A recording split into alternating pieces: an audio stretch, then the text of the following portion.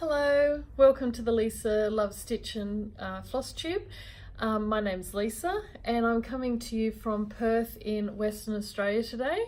So I'm travelling here for work. I've been doing a course since Monday and I'm heading home tomorrow. So I just thought I would do a little update on Stitch Mania because I missed out yesterday as I was just so tired. I didn't even stitch much yesterday. I did a few little bits, but that's about it because I just had it.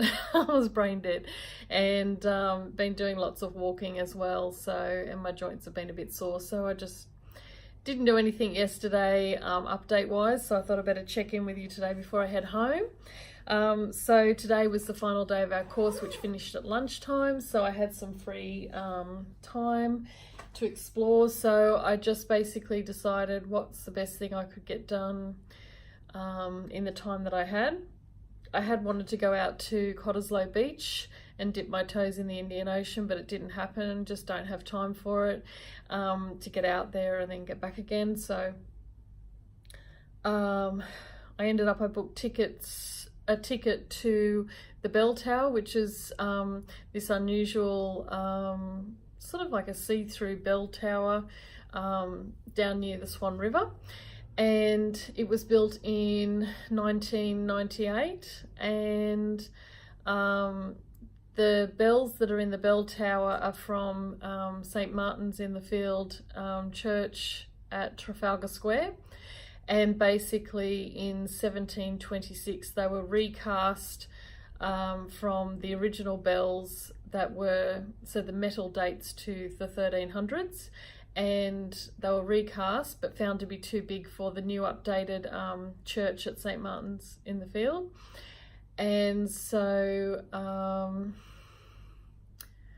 later on they decided to change the size because they couldn't ring them all the time. So the bells that are there today were donated in for the bicentenary to Western Australia, and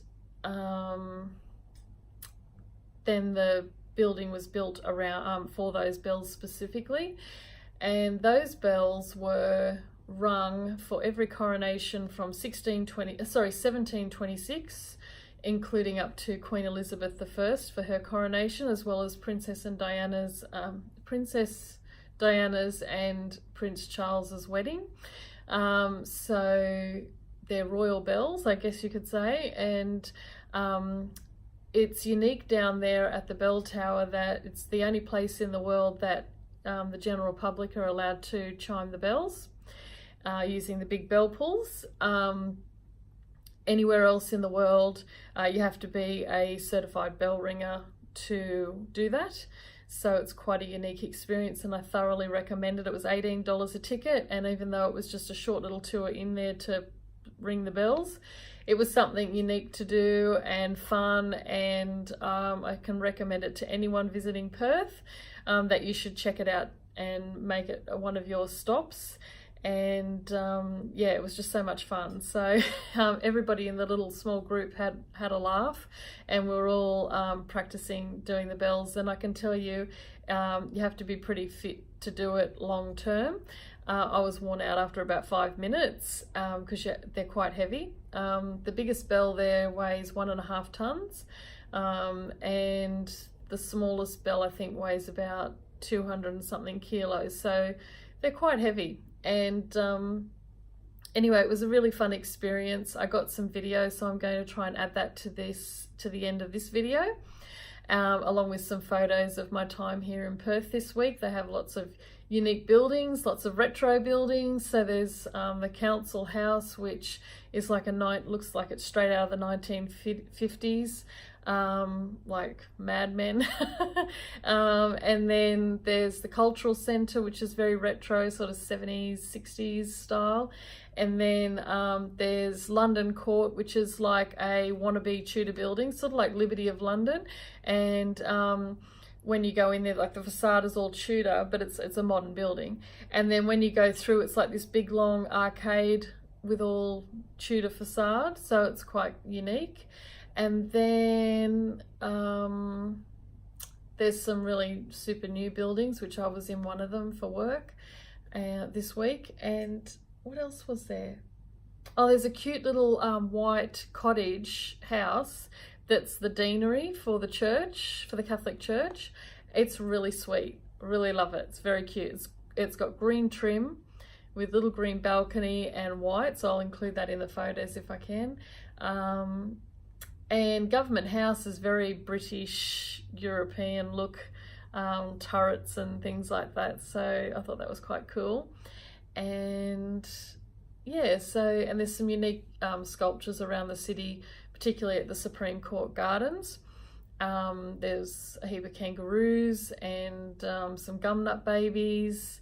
So, and a tower thing. You'll see there's like a tower, it looks like a shish kebab, and it's got ore, like iron ore on it, big bits of rock going up it. So the photo that looks like a shish kebab is iron ore. What else? Yeah, anyway, it's a small city. It's smaller, it seems smaller than Brisbane.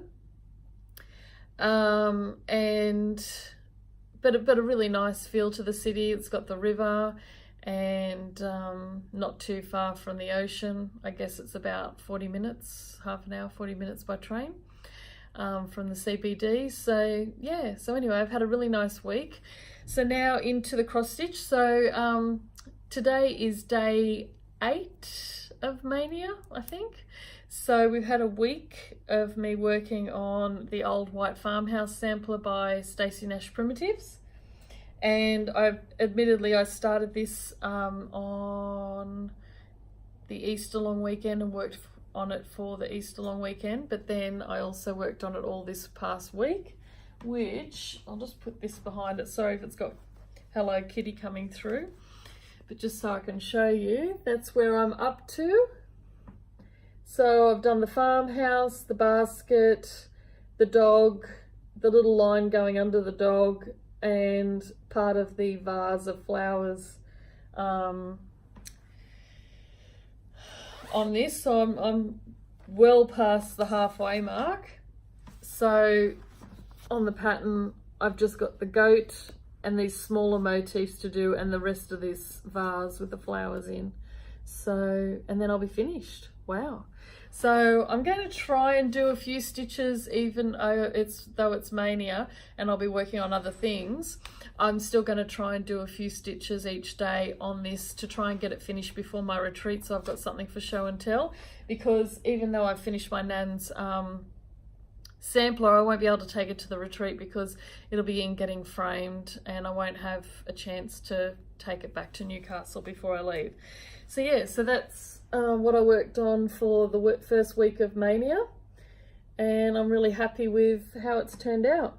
Sorry it's all wrinkly, but traveling and don't have access to a decent iron or one that I trust, so I'd much rather do it on my own iron at home that I know what it does. And that's that. And this is in my Hello Kitty project bag from Teaser Handmaids. So you can find Taryn on Facebook, and she does lots of lovely different project bags, so you can have a look, and she's got some fabrics there as well you can choose from. So that's my Hello Kitty bag with the polka dot inside and the vinyl cover.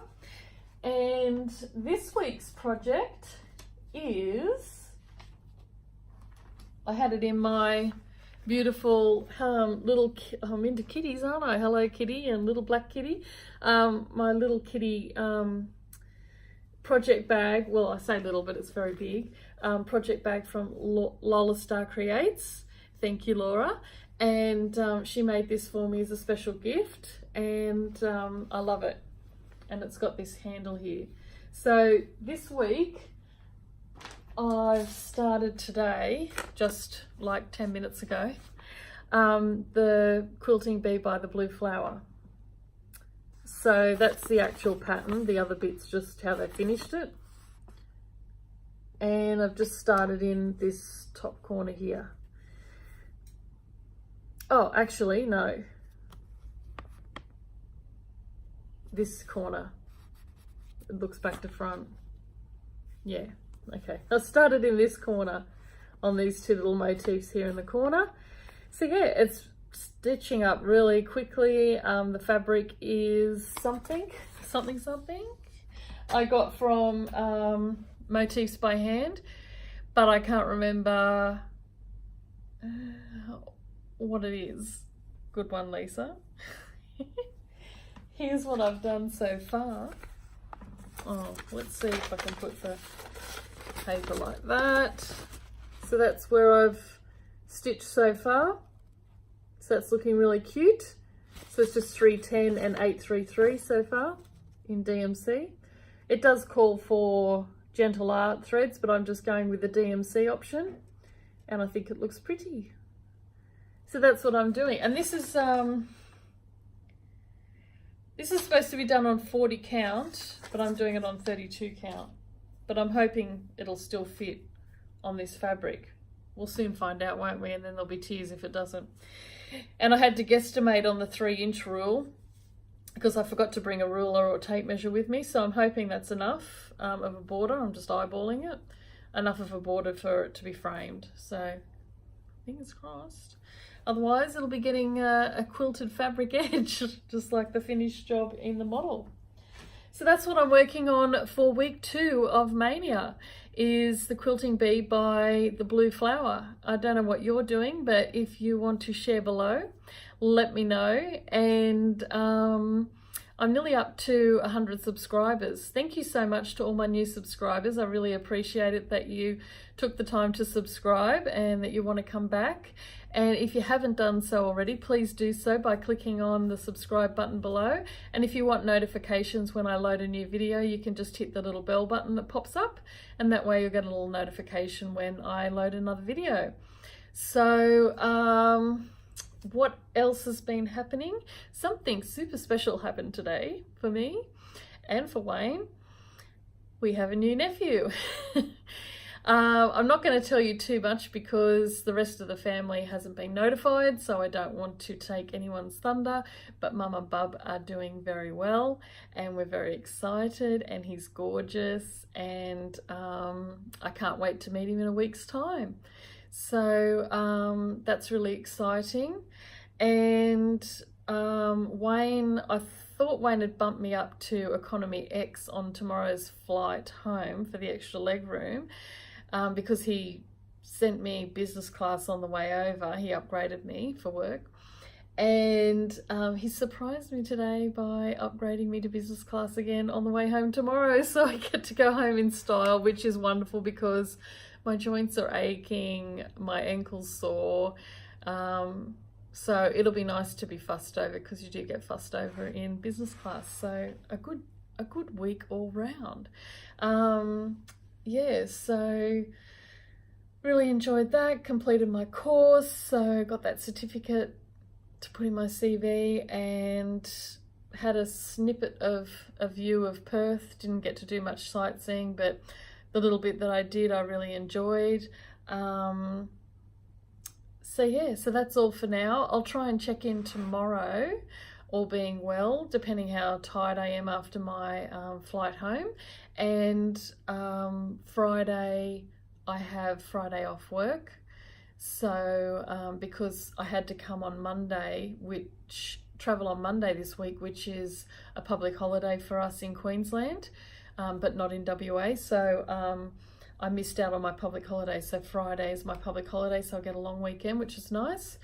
So I'll do plenty of stitching on Friday because Wayne will be at work. So I think I'll be watching Floss Tube and stitching all day pretty much. Excuse me. And yeah, so we'll see how much I get done. I mean, this fabric is really a dream to stitch on, I have to say. So I think it's going to stitch up quite fast. And, you know, hey, I got the whole dog on the Stacey Nash primitives done on the flight over here. So I imagine I'll get a good chunk done tomorrow on the way back, as long as it's not too turbulent. We did have some turbulence on the way over here, but hopefully the way back won't be too bad. Yeah, so I'm on a high today. I'm so excited. I'm an auntie again. That's nephew number 7. And I've got 2 nieces as well, but all my other nephews are grown up. They've all got kids of their own. So this is exciting, and I have about 11 or 12 great nieces and nephews. So yeah, so I don't mind if I could have a million of them. I just love them.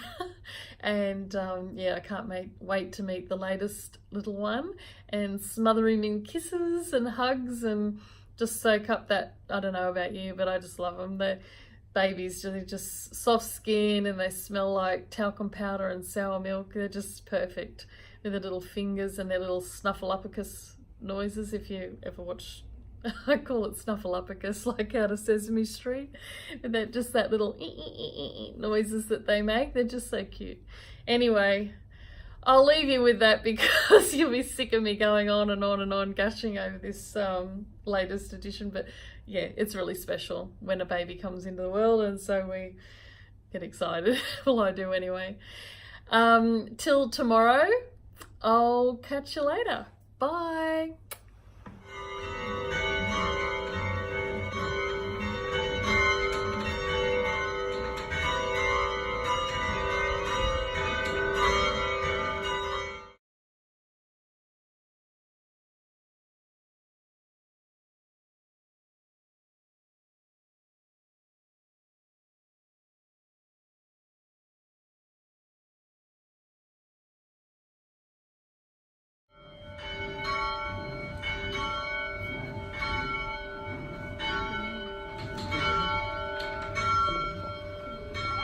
Thank you.